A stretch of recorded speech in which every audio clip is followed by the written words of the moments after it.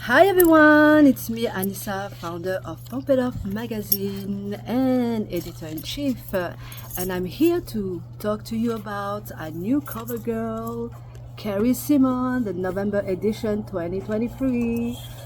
And let me tell you about this girl. She has been through a lot. She including alcoholism, trauma, CPTSD, and she'll be here in a minute to share with you her journey. She released a song, a dance song. You will love it if you're into uplifting and dance song. The song is called Sobriety, and it's a detox remix. And in the song she said, "My name is Carrie, and I'm so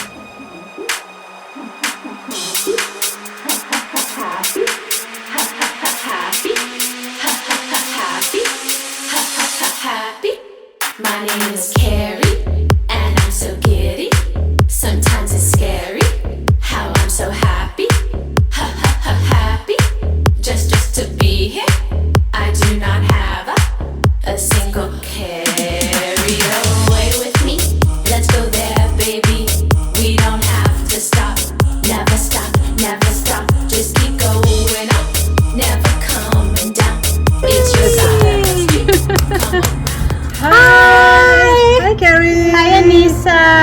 Welcome to sunny California. Thank you. She's a real Californian. I'm not. It is a gorgeous day. What a beautiful day. Yes, and this is Carrie, and Carrie Simmons, her full name.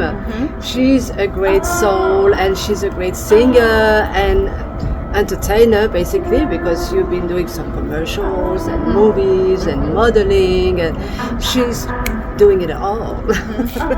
And today I am here, of course, with her because she's gracing the cover of Pump It Up magazine. Yay! And she looks lovely and beautiful and sexy. Thank you. We're so proud of you, Carrie, because Thank you. wow, you have quite a story here. So people might know you recently for the release of your single Sobriety Detox remix. So my question is really, how did you stay away from alcohol for 16 years? 16 years. 16 years, yes. And can you share practical tips for people to help them go through alcoholism? And it's really, really, really something that's in my heart, because I know some people who die from it. It's a very serious topic, and she made it. She made it. Not many people made it, so bravo. Thank you. Congratulations for your sobriety, 16 years. So tell us about the tips and how did you overcome it? How did you do it? We want to know. Truly, I mean, it's just been one day at a time. Every day I put my program first. I do have a program that is spiritual, and I have to have a conscious contact with a power greater than myself, because when I first started trying to numb my feelings back in my adolescence, I didn't know what I was really doing to my brain, how the body and mind is connected, and I just did not know I was self-medicating, and the alcohol gave me that spiritual experience. And then when I decided that it was just no longer a healthy coping mechanism, I had support of friends and other people that showed me this new way of life, which was going to meetings, then going to dinner, going on hikes, and then a meeting, and then to dinner, going to meetings, and then a dinner, and just the camaraderie and the fellowship of, I personally work a 12-step program, but I know it's not for everyone, but I found my way through AA and getting a sponsor and doing the steps. Sponsor, yes, very, very, very important. And you still have your sponsor. Yes. To that day, after your 16 years of sobriety, you still. It's a different sponsor, and I've been through a lot of sponsors, but I went back to my one kind of hardcore sponsor who keeps me accountable and who also provides a structure and routine for me. I definitely need routine and structure, And when I don't have that, that's when I start to think too much. Yeah. And also, can you tell us any important things you learned that help you stay away from alcohol? Absolutely. Prayer and meditation are keys, because the prayer, when we ask our higher power to remove that obsession to drink, the phenomenon of craving and that physical allergy, our higher power actually listens to us. Yeah. And what do you do when you feel tempted to drink? Does it happen to you? Sometimes you go out and you see people drink. What do you do? Do you avoid going to places? Right, I know. Drinks? You know what? I love a good mocktail, honestly. I've had moments where I'm like, oh, I wish I could have, vodka cranberry or, whatever, a martini. But I have a defense that's kind of like my secret, my own little secret. I think people are doing it more and more today, but having that champagne glass with like ginger ale in it. So it does look like I'm drinking a glass of champagne. I just don't have the effects. Like, I don't get buzzed, I don't get a hangover. And so that insecurity or the jealousy that I would maybe feel from other people getting intoxicated, I'm good without experiencing that. Yeah, I get intoxicated from creation. What would you say to someone starting their own recovery journey? You have to have 3 things: honesty, open-mindedness, and willingness. You have to be ready and willing to take direction and get out of your own ego mind. I think the ego stands for edging God out, and you have to accept the fact that you're not always right and someone else might know better, even though you might not understand. I'm here with Carrie Simmons, and we're continuing this interview, and I have another question in a more personal level. Yes. So can you share your personal journey of using alcohol as a coping mechanism to deal with trauma and abuse? And trauma and abuse, also my take on it, I've seen it, people who drink alcohol, who are addicted to alcohol, is to cope with their surrounded, because they're under the abuse of narcissistic people. And narcissistic abuse is really big, and the repercussion is not only alcoholism, it's anxiety, stress, you name it. Yeah. Agoraphobia, you name it. So yes, what was your personal journey? So good point. You brought up a narcissist or a personality disorder. The key trademark of being a narcissist is the lack of empathy. And if you're in a relationship with someone who lacks empathy for your plight or your journey, I would get out ASAP, because they're not changing. It's actually a personality disorder. And if you're experiencing any gaslighting or low self-esteem from the abuse, I would definitely cut ties and go build your self-esteem, because it's all about just focusing on yourself in a positive way. For me, the alcoholism soothed my own personal traumas. It soothed my low self-esteem, and it worked for a very long time. But then it became problematic. So I think that once you take away the alcohol, then you really have a lot of inner work to do, because alcohol is a great solution. It's a great solution until it's not. And they say in the program, it's first fun, and then it's fun with problems, and then it's just problems. So until you are ready to just go cold turkey and get sober, your problems are going to keep showing up.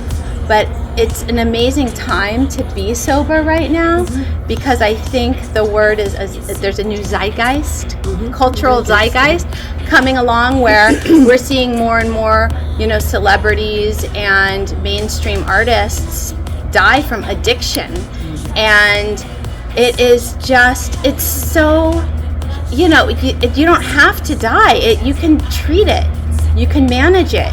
There is help, and through changing your daily habits, your, daily coping system, there is hope to live a happy, joyous, and free life without abusing any type of substance. Even if you were abused, even if there's a history of trauma, you can heal and grow and have a great functioning life without the dysfunction.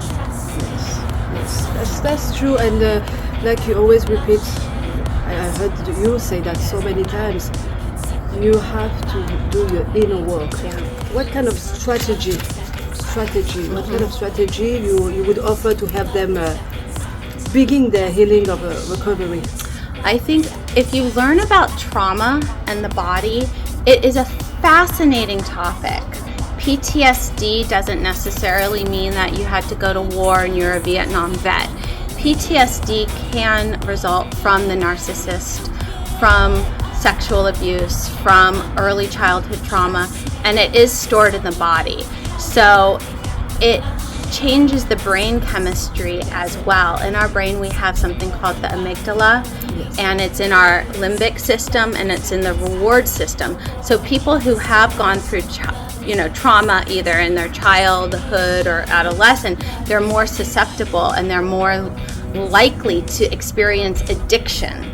And the amygdala becomes enlarged. So we go into this fight or flight type of response. It's a trauma response. And we don't know how to, just pause when we're triggered. We don't know how to stop and practice mindfulness.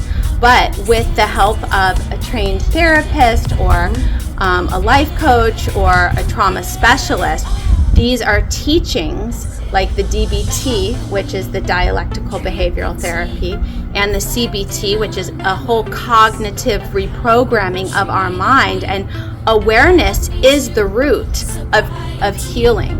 And it takes a lot of courage to heal. It takes a lot of bravery to face your family generational stuff that you probably were born into it, and you didn't even have anything to do with this, but you kind of got all of this stuff. So we're breaking these patterns. The generational curse. Yes, yes. What we call it. Yes, you got to get rid of it. Yeah. And I must say, knowledge is power.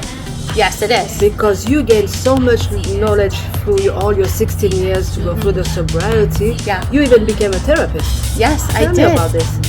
Thank you for asking, because when I was just getting started, I was living in Hollywood, and someone said, "Oh, you should be a yoga teacher. You should become a yoga teacher." I was like, okay.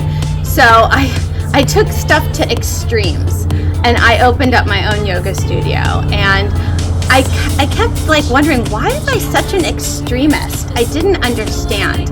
And then once I was teaching and helping people with the poses and doing the business, I still was left unsatisfied. That hunger was not quenched, the emotional or the thirst. They call it mother hunger now, but I was still a little lost. And I thought, okay, I'm just gonna keep at it, keep figuring out this brain, this neuroscience thing. And I ended up in a relationship, and I was going to be engaged with this man who had bipolar, or it was not bipolar 1, which is the high highs and the low lows. It was called cyclothymia, and that's just a little bit of a mood dysregulation. And it made me more curious about the mental health, to help others that really had long suffered. Suffering is not necessary. that must have been so hard to live, to deal with somebody with bipolar disorder. It threw me off center. It threw me for a loop. It definitely did. So yeah. you had to go through that. Yeah. But you learned from that and you became a therapist. That's right. I turned the pain and the heartache into purpose, and you know, it's without pain there's no gain. Emotional pain or physical pain. Yeah, that's the truth, people. Yeah. That is the truth. It's true. So the recovery movement is so huge. I mean, millions and millions of people have been helped by Bill and Bob, Dr. Bob and Bill Wilson. And when I go to a meeting, it's like, such a relief. Like, those are my people, that's my tribe. Mm-hmm. And after, you know, the first 5 years, first 10 years, you know, I started to realize that it was not my fault. And I didn't have to internalize all the shame and guilt that I carried. Very important. Yeah. It's not your fault. It's not your fault. It's not your fault. So I woke up, I got a spiritual awakening and realized I have to stop harming myself and beating myself up and being so tough and self-critical. Take it. Like, I have to take it. I have to take it. Yeah. I'm brave. I'm Yeah. this and this. And it almost becomes an addiction. Like, you're addicted to treating yourself this way until you're ready and willing and able to change those patterns. And when I learned about self-compassion, again, I just was like so curious, and I got the workbook and I'm like, oh, I can be kind and gentle towards myself. Even if I'm failing, even if I'm making mistakes, I can practice a gentleness towards me, and I can be positive towards me and like be my own cheerleader. Have you heard about the shadow work? Yes. That's what you did? I did not do that particular book, but it is the shadow work. I've heard about it, and I think it's a Jungian, Carl Jungian talks about shadow work. Yeah. So I guess I'll have to put that on my list. Me too. Yeah. Let's do that. Let's heal. Everybody needs healing here. Yes, we have to just heal from the inside out. Carrie Simmons, music, sobriety, and a special song to break free from alcoholism. I can never say that word. Alcoholism. The ism. Alcoholism. Alcoholism. Try to say anonymous. Anonymity. Try to say anonymity. Anonymity. You got it. Anonymity. Now, we're going to talk about your EP. Yay! Congratulations for the release. Thank you. Dance music. I'm dancing So to cool. it. My name is Carrie. And I'm so giddy. Sometimes it's scary. Just how so happy. Happy. Just to be here. I do know. Don't get me started, girls. Do not get me started. I love this song. It makes me happy and cheerful. And that's the song, Sobriety Remix. Yes. So, okay, how did your experiences with your addiction and trauma shape your song Sobriety and the overall the detox remix and the whole EP, the whole ideas of this EP? All I have to say is thank God for music.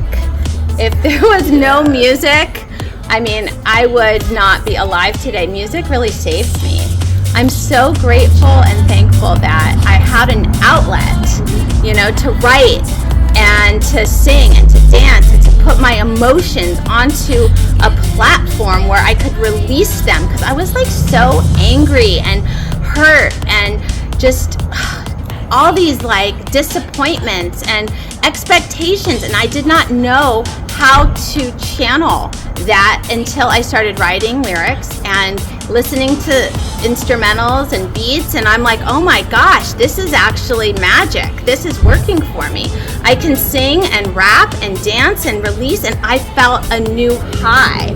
I mean, that was like my new high. My new addiction was like being in the studio, booking a show, doing all these fun things, and I'm like, who needs, you know, sex, drugs, and rock and roll? I mean, I wanted a dance beat and peace and love and happiness. That's what I found in this. And that energy, she gave it back to you when you go see her live on stage. Yes. And her show is really, I think, spring, we said spring? Yes. spring, and it will be an experience because she's into wellness too and yoga. So you will see dancers doing yoga posing, and it's all about feeling good and being well and taking care of your mental health through music. Really, that's Carrie Simmons. That's what she does, and I love it. She's into pump up your life. That's why she's on Pump It Up magazine. I'm so excited to share with you, especially in spring 2024, like a big show that's going to leave you feeling like you just did a therapeutic session. Hopefully we'll have sound bath healers, and just it'll be experiential, and it'll make you feel so good. You'll be like, wow, I want to go back again. Yeah, it's going to be awesome. So how do you hope, especially that song Sobriety, will help people, provide support to people? This is what I wanted to share.